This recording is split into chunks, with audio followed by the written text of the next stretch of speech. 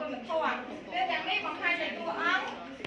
ដែលមានគុណធម៌ខ្ពស់ដែលខ្លាយជាគំរូសម្រាប់មនុស្សក្នុងសង្គមខ្មែរដូចជារឿងរាមកេរ្តិ៍លើកតម្កើងភក្តីភាពយុត្តិធម៌និងភាពស្មោះត្រង់កន្លែងលើកតម្កើងនេះគឺធំព្រះលក្ខដែលជាប្អូនរបស់ព្រះរាមហ្នឹងគឺលើកតម្កើងគោរពទៅកាន់ព្រះរាមដែលជាព្រះរាមរបស់ខ្លួនហើយភក្តីភាពហ្នឹងធំនាងសេនាទោះបីជាត្រូវបានគេចាប់ពង្រត់មិនក៏ដោយក៏គាត់នៅតែមានភក្តីភាពចំពោះស្វាមីរបស់ខ្លួនដែរហើយរីឯភក្តីភាពของនឹងដូចគ្នាក៏តកតងនឹងរឿងខ្លែងផងព្រះលក្ខគាត់មានភក្តីភាពចំពោះព្រះរាមហើយយុត្តិធម៌និងភាពស្មោះត្រង់នេះគឺសំដៅទៅលើភាពស្មោះត្រង់សំដៅទៅលើ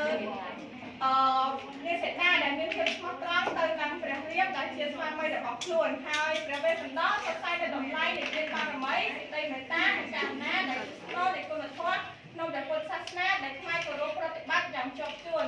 ផងនឹងព្រះវេស្សន្តរកន្លែងទានបារមីនេះយើងដឹងហើយថាព្រះវេស្សន្តរគឺធ្វើទានច្រើនមែនតើមិនថា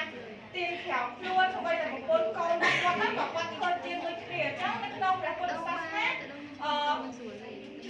ឆ្លុះបញ្ចាំងថាយើងត្រូវចេះធ្វើទានចំពោះអ្នកដែលអត់ព្រោះនៅពេលដែលគាត់អត់បានគាត់ត្រូវការ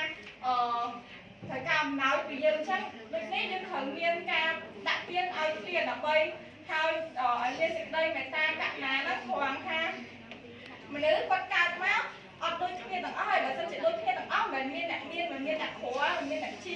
មិនមានអ្នកឈឺទេអញ្ចឹងទៅពេលដែលយើងជួបអ្នកដែលឆ្លងសត្វអ្នកដែលមានបញ្ហាអីយើងត្រូវមានមេត្តារបស់មេត្តាយើងទៅកាន់គាត់ដូចគ្នាហើយរឿងកន្លងបីឡើងលើកកម្ពស់សេចក្តីជាយាមភាពស្មោះត្រង់និងកតញ្ញូតាធម៌